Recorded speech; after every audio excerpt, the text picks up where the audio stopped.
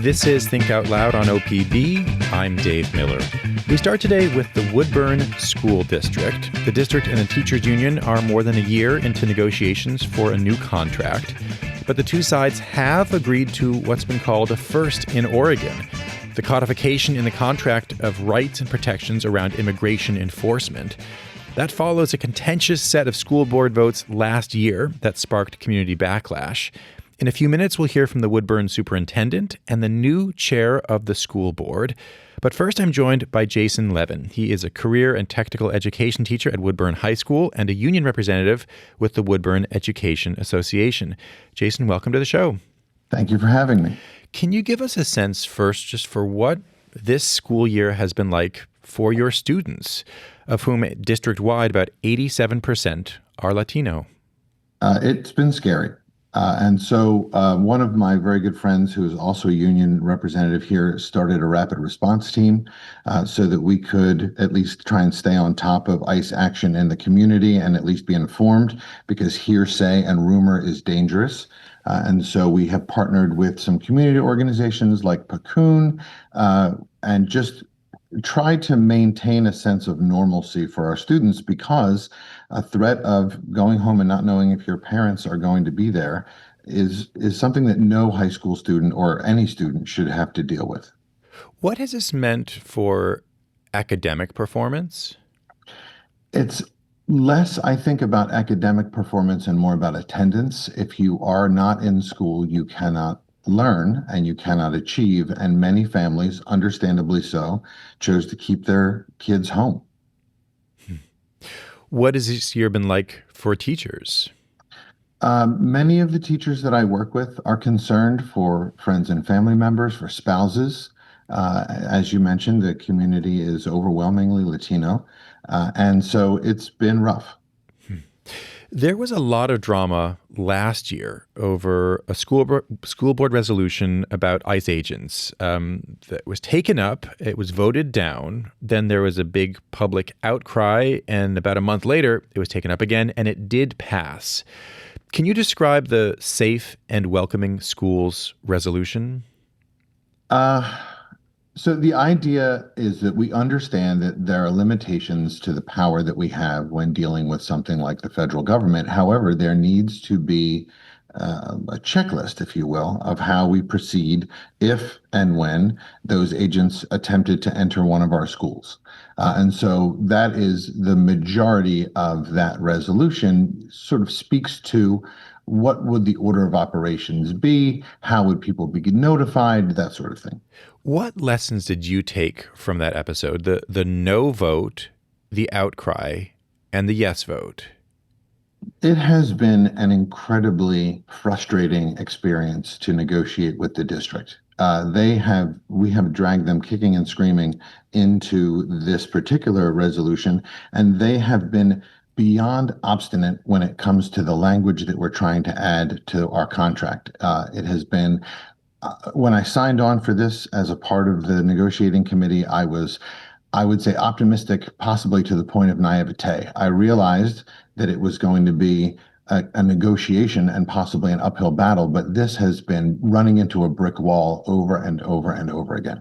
To be clear, so I had been talking there about the school board vote, but I understand tensions are high enough that in your answer there, you were going into the current contract negotiations. I should say that I don't think we can't get into the deep details of these current contract negotiations in the middle of a radio show. But I will note that they've been going on for more than a year, and some major provisions are still on the table. It's worth noting it's been reported that the union has announced that about 80% of members have signed strike pledges, not a vote for a strike, but a sign of willingness on the part of teachers to strike.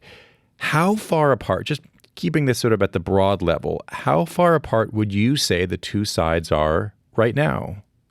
We had to wait until April 24th to receive the audit for last school year. We were told leading up to this point that the district had $5 million in ending fund balance, and the audit revealed that they have $15 million in the ending fund balance. So we're asking for a 7% raise the first year, a 6% raise for the second, and a 5% raise, which the superintendent recently wrote in a memorandum. It would cost roughly 2.9 million the first year, 2.5 and 2.1 for a total of 7.5 million. Now, they can easily afford that with $15 million in the ending fund balance. And that was just the 1 year. As we know, Woodburn is the third fastest growing community in Oregon in cities with a population of 10,000 or more. The governor herself just signed a package of housing bills right here in Oregon on the 22nd to expand housing for working families. So we know that even if 1 in 4 people who is moving into one of these new housing units has a kid, our population is going to increase, and we get paid based on average daily attendance. We're 30 minutes south of Portland and about 30 minutes north of Salem. So we need to incentivize people to come here. And the district is offering us a series of raises that do not meet inflation, especially not headline inflation, which includes fuel and food prices. Many of us commute to get here, and the so-called raise that they're offering us wouldn't even pay for our gas. So we have asked over and over again. We've basically created 3 different types of articles. Ones with strong language that would cost the district nothing, ones that would save the district money, things like retirement incentives, and one that would compensate teachers. The district say they want enrichment clubs, but they're not willing to pay us, not for an hour of our time to run these clubs. And so we are so far apart, because at every turn, we have offered thoughtful language that includes caveats that aid the district. And at every turn, they have crossed out our language without counter proposal. They have simply said, no, no, no. And you can't negotiate that way. That's not good faith negotiating. Jason Levin, thanks very much for your time. I appreciate it. My pleasure. Thank you, and have a great day. Jason Levin is a CTE business teacher at Woodburn High School and a union representative with the Woodburn Education Association. For more perspectives on what's happening right now at Woodburn schools, I'm joined by Superintendent Juan Larios and Board Chair Debbie Ballweber. It's great to have both of you on the show. Thank you for having us. I want to start with you, Juan. I did note there that the intent of this conversation was not to get into the details of contract negotiations. It's hard to do that back and forth in radio interviews. It's not the way labor negotiations go. But given what you just heard from Jason, I do want to give you a chance to respond to any of that if you want. If not, we can move on with other questions. Thank you for the opportunity. I just maybe touch a little bit upon what we just heard. And I understand where the frustration is coming from. This has been an ongoing bargain that started last April. And people are really passionate about it because it impacts their livelihood. It's very personal, and it's very understandable where that's coming from. We find ourselves in a spot where we're trying to find a balance. We are very passionate about the programs and what we offer in the Woodburn School District, what's available for our students, the amazing staff that we have. I have a lot of respect for our teachers. I was a teacher in the Woodburn School District for 8 years and worked alongside an elementary school teacher, and I worked alongside many of the current educators that we have. And my wife is a teacher at the high school, and I have my own boys in our schools. I have a lot of respect and passion for what we provide.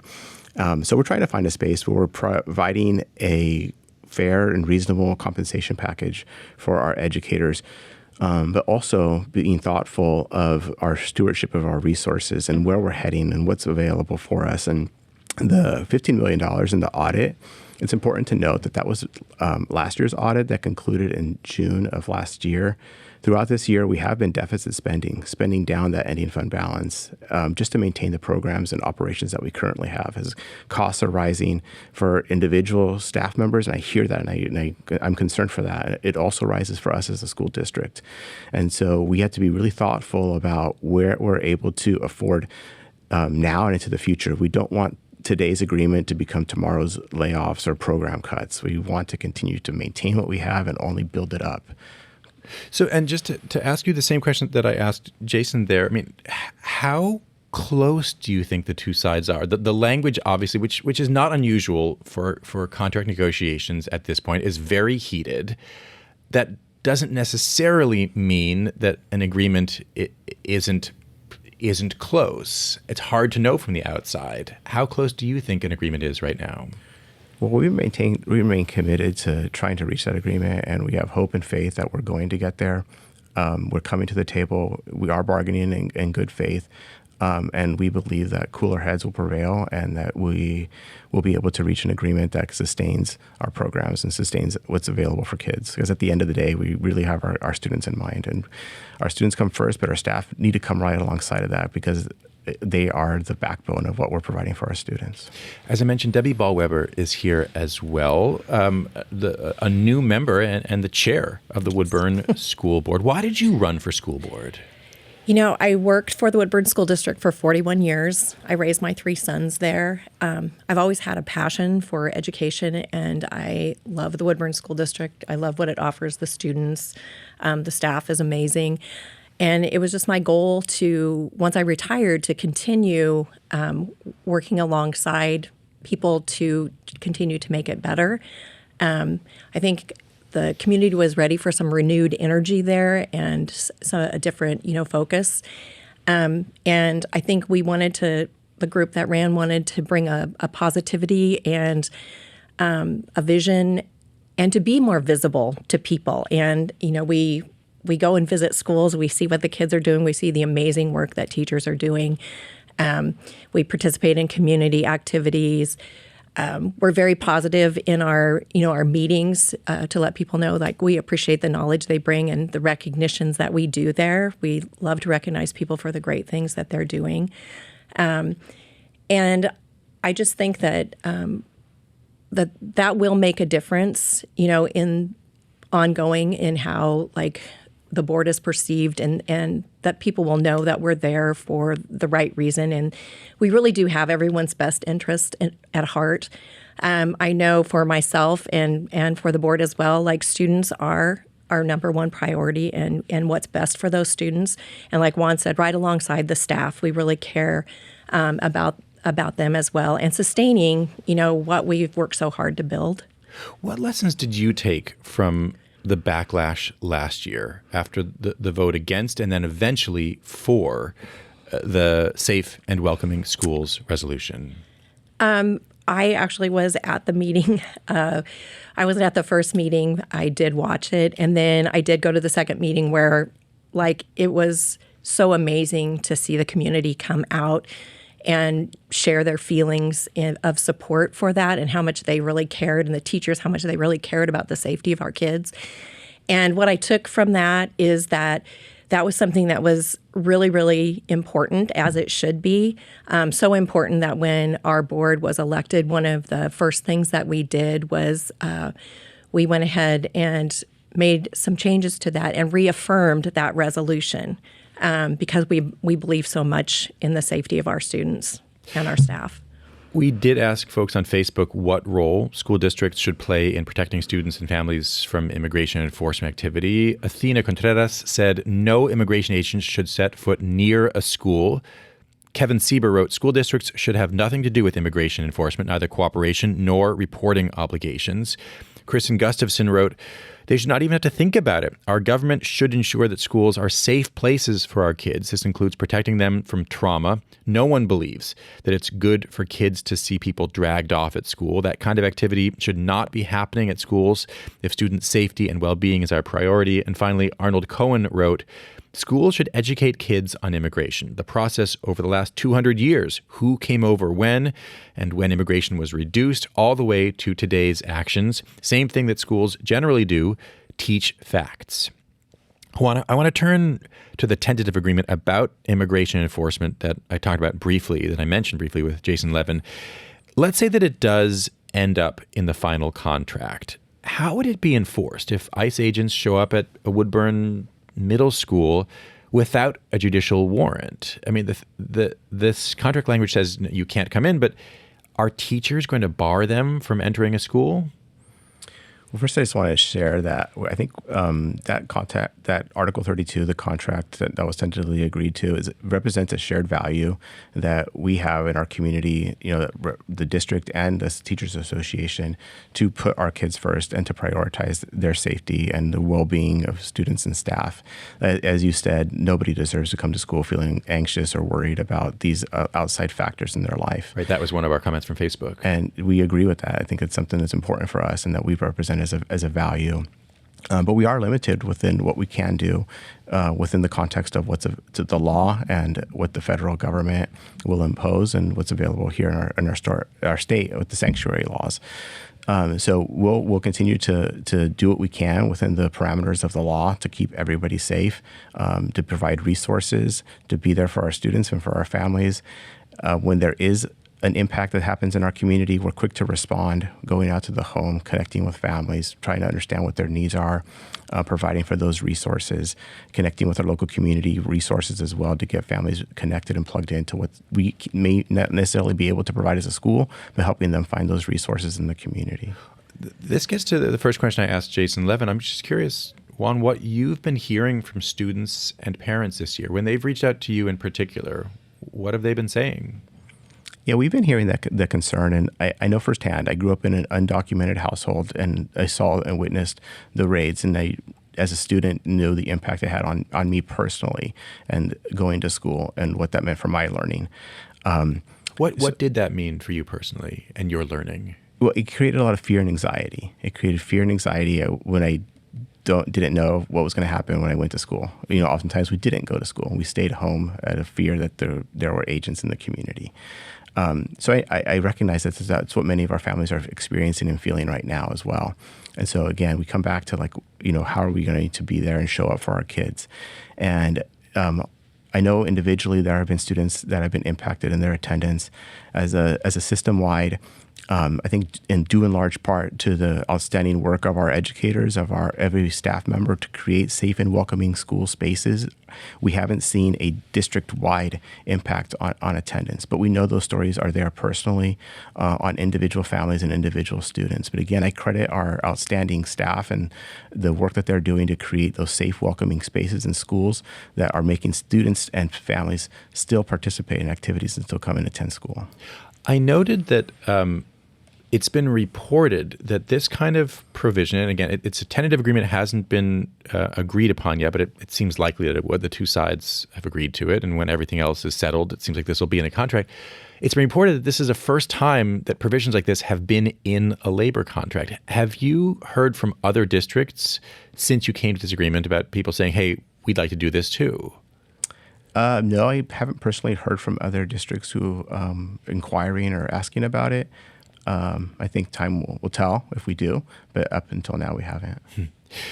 Debbie, what are your desires in terms of student performance at this point? I mean, we've been talking about student safety, about emotional safety, about fears. Schools are also obviously the purpose is education. What are your goals as board chair in terms of student achievement? Well, kind of as Jason said too, with attendance, if kids aren't in school, they can't learn. So one of our goals as board is focused on attendance and what we can continue to do to get our kids, to come to school, and the importance of being there every day and in your chair learning.